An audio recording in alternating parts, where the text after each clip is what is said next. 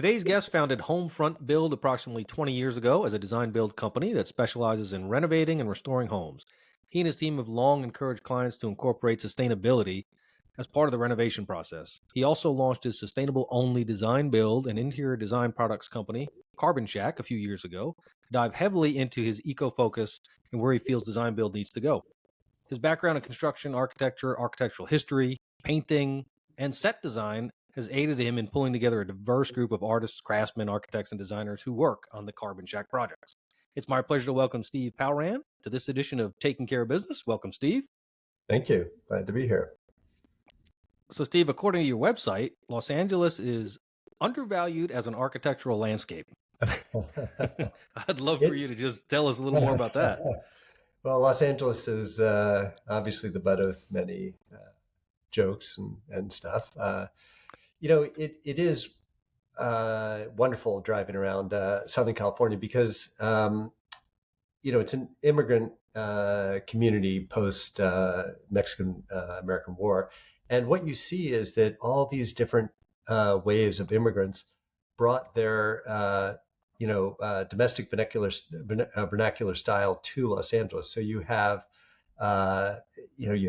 Tudor revival, you have a wide range of homes, but also we are the place where craftsmen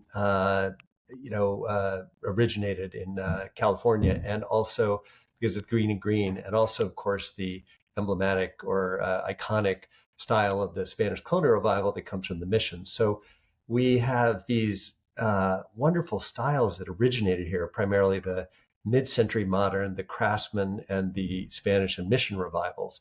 But then we have all these other styles that as you drive around Los Angeles, it's like driving through the Dictionary of American Domestic Architecture. It's really very rich.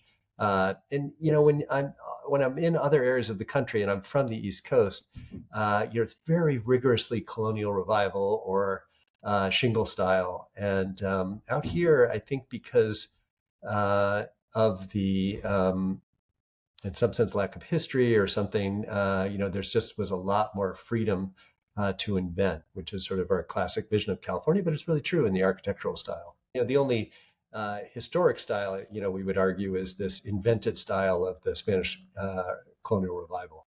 So Yeah, it's a really very rich area. It seems as what you see in LA is what's starting to happen in other cities just much later, like Charlotte. I mean, I'm originally from the Northeast, but moved to Charlotte, close to 25 years ago. And, it was very traditional. I mean, it was pretty much neighborhood after neighborhood. Charlotte looked very much the same, but over the last 25 years, it's become very diverse. But that's from the influx of people from all around different areas, So yeah. It seems like Los Angeles probably had that influx just a lot sooner than other places. Yeah, when you have that diversity of styles out there, then it's not so unnatural to choose something new even. Because there is such a wide diversity. New things fit in because there's such a wide range of styles. So for those watching, tell us a little bit about your background. I mean, where you're from, how you even got into the industry. Well, I did get into it. Well, I actually, when I was in college, high school and college, I worked for an architect and also a contractor. So I had the design build built into me when I was very young, because I would work on the architectural plans, and then I would go actually pound some nails and hang some drywall and stuff. But that interest, I had an interest in film, and that led me astray for a little while. But I built sets because I put my design and construction background to building sets. That brought me to California, and the entertainment business out here goes through these cyclical constrictions of strikes and all sorts of things, and you just get a little sick of that. And so I just returned. I bought a Craftsman house, and it was boarded up. I took my mom by it. I said, "Look what I'm buying, my first house." And she burst into tears, like, "Oh, how could my son buy such a wreck?" And I said, "No, you don't see. It's this gem." And it really was. That was my first project, my first residential restoration project, and it had I have an architectural history background too. In college, I was a studio art major and an architectural history major. And so I was very interested in the history of the home itself. And it had, I figured out that the house originally had gas electric lighting. So I restored all the gas electric lighting. I found the traces of the original stencil murals and I restored all that. So it was this wonderful restoration project. And then people in the neighborhood would stop by and they were like, oh, hey, could you work on my house? At the time I was working in the film business and gradually I just transitioned out of that with my crew and we started doing residential work in the vernacular styles. Then in working in the vernacular, the historic traditional market, I realized, we're the greenest people around because what we would do is that when USC or a developer was taking a house apart, a craftsman house or something to make way for multifamily to increase in density, we would go in and we would take the house apart. And so that we had all the parts, we had real 2x4s, we had redwood siding that had the mill marks that matched the craftsman homes and and the flooring and all the component parts. And we had them piled in our yard and so that we could use them on our craftsman edition so that the edition would look very compatible with the original house. But I realized that in doing that, one day I'm walking through my yard and I'm like, got 3 craftsman houses piled over here and 2 Victorian and 1 Spanish.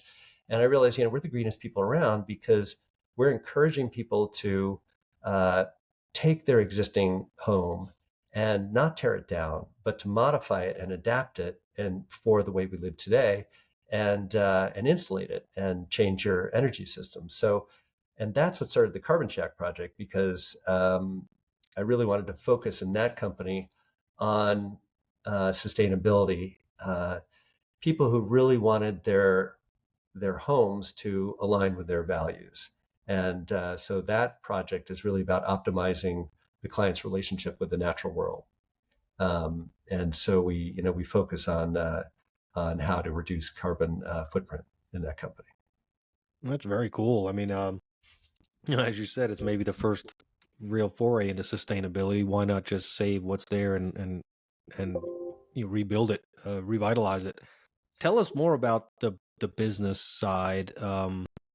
I guess is it 2 separate businesses, Homefront and Carbon Shack? Tell us what each are and what you do with both. Yeah, I mean, they're really one business, but the reason why I separated them was to appeal to different clients because people who want often people who are interested in a Tesla, would get scared off coming to a website with Model Ts and Corvettes on it. So, it really was trying to appeal to a contemporary design market. And knowing that having those people go to a site where they saw, grandma or grandpa's house was going to turn them off. So really, the 2 companies are completely synonymous. When we do our traditional home remodels, we're clay roof tile, we're integrating solar into it. We're putting in rigid insulation. We're changing out the windows to dual pane. We're keeping it looking traditional, but those homes are some of our most advanced, sustainable projects. But we realized if we wanted to reach a wider audience, a contemporary market, we had to create a different website that didn't look so traditional. So it's really just a faint sleight of hand, but really our company does exactly the same thing in both markets. And it's truly a design build firm, correct? Yeah, it is. Yeah. We're not paper, contractors. And the beauty of that is, we do products for the home, as you mentioned. We do light fixtures, we do tile, we do furniture, and having designers have great ideas, but it's that impact with the tradesperson, the craftsperson, that really makes that design come true. I mean, Frank Lloyd Wright had great ideas, but when you look at his projects, you really, although we do disassociate the craftsperson from that, think of all the choices that craftsperson was making on that chair that, Frank Lloyd Wright didn't necessarily think of. So, the craftsperson, the tradesperson is very important. And bringing that into the company has been just wonderful. I mean, one sustainability project we were working on, one of my environmental analysts, we have an environmental analyst on staff. He was talking with the head of our plaster and stucco department, and who's Alfonso. And Alfonso was talking about just chatting and talking about how he learned the trade from his grandfather, when they had old leather shoes, and they would, apply the stucco with, the soles of old leather shoes. And he was just talking about this old technique where they would, in order to make the plaster go farther, they would chop up straw and put it in, mix it in, so that you could cheapen, reduce the cost of the project, because you're putting in agricultural waste into this industrial made product. And Charlie was like, "Oh, that's carbon sequestration. That's a very green process." So then we started to incorporate that into our homes because it was such a beautiful technique. It's almost like having grass cloth on your walls. It's integral colored plaster mixed with straw, but it's also reduces your carbon footprint. So, but I don't know, we wouldn't have come up with that solution if we were just designers alone. So for us, it's Yeah. really a team approach of, designers and craftsmen. And when we're building furniture, I may have a great plan for a sideboard, but it's my craftsman who's working on it, who chooses where the grain goes and makes all those micro choices. And that's such an important part of design. And we really try to celebrate that teamwork and that, team approach. What were you really focused on from a sustainability standpoint, and what has changed over the last, maybe 10 to 15 years, with just changes in technologies and high performance and energy codes? Has your focus changed at all? I think one of our roles as designers or contractors, professionals, whatever position we're in, is to educate. So, I always say to people, I don't really care if you believe in climate change. I don't care whether you're on the right or the left. It doesn't matter. But the client base is changing. The client base is interested in this stuff. They are interested in reducing, their carbon footprint. So if you want to get all those potential clients out there, you need to know what those sustainable options are so that you can offer them to your client. Let's keep our politics out of it. Just Right. You're going to widen your client base the more you know about induction cooktops, the more you know about solar. That's just a fact. So I always tell designers, just be the smartest person in the room. Know more about induction cooktops than the next person, and you'll get more jobs. Clients don't know what the options are.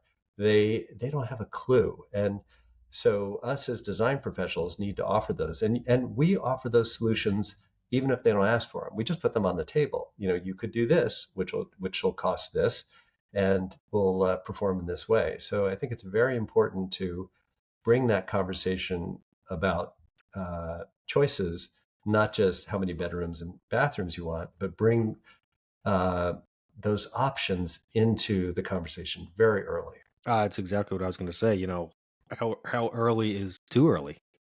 It's not. I mean, the traditional design and sustainability is that when an architecture design firm alone says, okay, we're going to have this be a sustainable project. But what they do is they design the structure, and then in residential, commercial, it's a little different, but in residential, and then they leave the sustainability part to the subcontractors. And that is where we have the greatest failure, because when you think about it, if you leave it to the end and you tell an HVAC, sub to do this, you tell a plumber to do that, maybe you didn't design in the right chases. Maybe you didn't think about the door and window jamb size so that you could add the rigid insulation. All these, problems come up if you don't think through how the organism, the structure is going to work, in the beginning. I think that's sort of the problem with leaving sustainability to the end, is that you're at the mercy of uncoordinated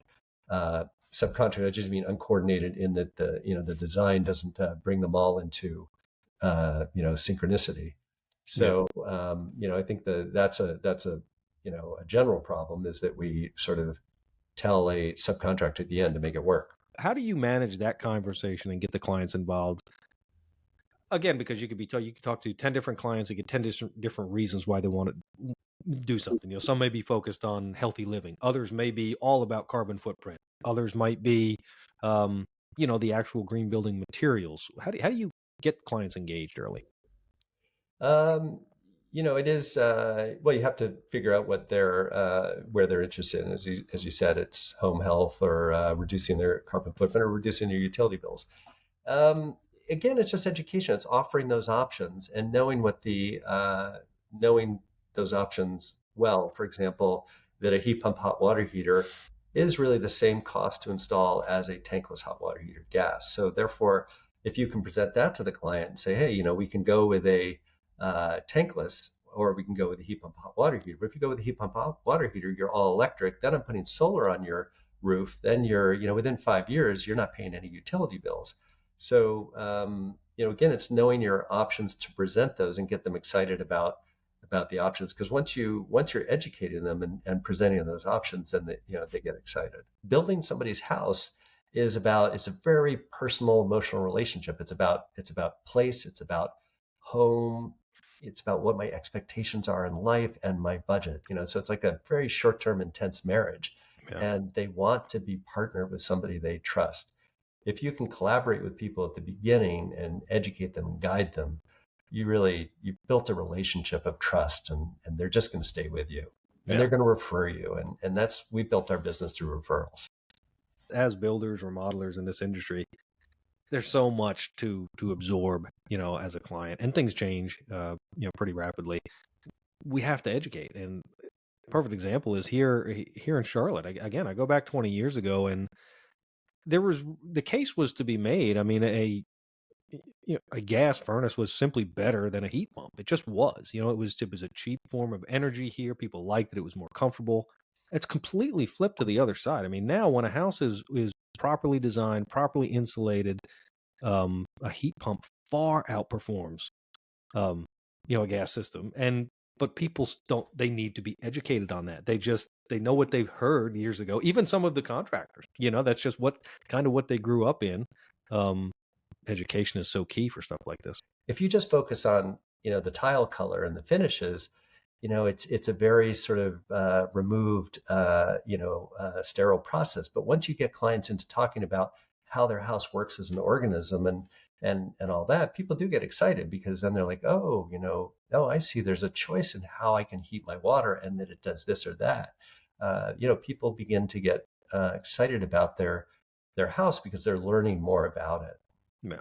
And when we talked earlier around some ideas for a topic here, one of the bullet points you sent me was, allowing the clients not to be perfect. Yeah, What do you mean by that? I think that's very important. When we look in Los Angeles, for example, how many lead homes are there? There's like 3. How many passive homes are there? Like 4 out of all the homes we have in Los Angeles. That's because that orthodox standard is that bar is set so high. Not everybody can achieve it. Maybe you're just doing a remodel and you can't be lead perfect or passive house perfect, but you choose okay, I have a limited budget. I have to change my furnace out, and I'm going to go to a heat pump. Like, if we make thoughtful choices along the way and we don't worry about being perfect and orthodox, orthodoxy turns people off. It turns people off conceptually. It turns people off, and it turns people away. If we tell people they can only build passive homes that are perfect, people are going to say, forget it. It's too expensive. It's Yeah. not in my budget. That's not the way I want to live. But if we, for example, I just recently did a house, and it was absolutely perfect, sustainable house. I had solar. It was a traditional home, Spanish colonial revival, solar, heat pump, hot water heater, heat pump, insulation, dual pane windows, all that. But they had to have a gas range. Well, that's okay. I mean, I got them 92% of the way towards perfection. That's great. Yeah. So if people can come along, 40%, 50%, 60%, we have to do that. Chasing certifications. It's very easy to do, I think, when you start talking about green building sustainability, and there's so many of them. With that being said, is there anyone you try to follow, or do you just not even really bring the certifications into play and just kind of look at this a little bit more holistically on your side from a design aspect? Yeah, we don't bring any certifications to play. I mean, those certifications are important because it gives Yeah. people and in commercial, people always do the lead, because it just is it's a brand. In other words, Okay. it's it gives you street cred or whatever. Yeah. So those are, good guidelines and good goals, but we pull from all the different options. I mean, I guess it's like, the problem is that, if you're the homeowner, how do you know what we're doing is as good or better than lead? Well, we don't really have a certification. But again, through education, we can offer people alternatives and show them what their impact is. We have this really great website. It's called sustainablebuild.org. And on that website, what we did was we put information as to how you can lower your carbon footprint. So what you can do is you can go on that website and you can enter in your zip code anywhere in the United States, and you can put in a micro choice like, hey, I'm going to change out my furnace to a heat pump hot water heater. How does that change my carbon footprint comparative to other homes in my neighborhood? Or you can look at more, and what happens if I put solar on? So it gives you a comparative idea of what the impact is to your carbon footprint. It's a really great tool. It's a free tool. We just put it out there based on all the, learning we've done and all the, and it's really wonderful because then you can take that information with your budget, and you can look at, you can really dial in your choices for the most effect for your budget and for sustainability. How do you look at any particular project and kind of come up with a strategy around, okay, here's how we're going to attack this? Um, well, it's goals, but it really comes down to budget, I guess. It is, it is what the client can afford. So that's where you have to be very mindful and aware of what these costs are and help them choose the best path. Well, to your point, I mean, LEED's great, but if you can't afford it, Yeah, it's not doing you any good. But if you're doing the best you can with your budget, that's a great right. approach. Yeah, if you can get 50% and everybody does 50%, wow, well, we've solved the problem. What kind of things when you're designing, what are you just, I guess, trying to get into the weeds a little bit? How full bore do you go with design? I mean, are you getting into HVAC design and crazy with insulation about all that stuff, or are you bringing in the third parties for that? How are you approaching? Well, in residential, in commercial, you have to, at least in California, you have to bring in a mechanical engineer for, commercial to do the MEP, the mechanical electric Right. plumbing. But in residential, you're not required. It's really design build by the subcontractor. Yep. So we tend to work with subcontractors who we know their work, and they can come up with creative solutions for us. So yeah, we do get into it's often when you're dealing with sustainability, you're trying to lower what you're trying to do. It's almost sustainability. I kind of don't even want to use that word anymore. I'm switching to biophilia, because biophilia is about the love of nature, and sustainability is almost like, well, I can be sustainability. I can go on Amazon and buy some, hemp sheets, but biophilia is more about lifestyle. It's about, like, I want more natural light. I want more access to nature. I want to sit in this room and see the trees or see the river or see the marsh or whatever. So,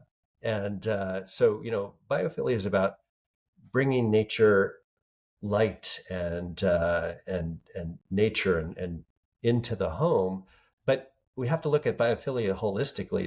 It's not just about using nature, but then it's also about what we're doing to nature, what our impact is. So when you look at biophilia, it's about the enjoyment of nature, and it's also the stewardship of making sure that we understand the impact of what we're doing, because it's important, and it's important to understand the impact of what we're doing. I mean, when we're looking at finishes, for example, there are easy ways to lower your carbon footprint in finishes if you buy local and think durable. So, for example, tile.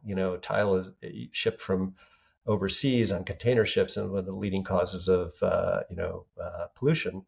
But if you buy your tile locally, you reduce that carbon footprint. And you can make an argument for tile, even though it's a new material that's fired, because it's much more durable than some other products. So you really just have to think through what the options are. So often I have to admit I have this problem. Do you want a solar array? Do you want an extra bathroom? Where most people are choosing the extra bathroom, right? Yeah. So it is a hard conversation to get people to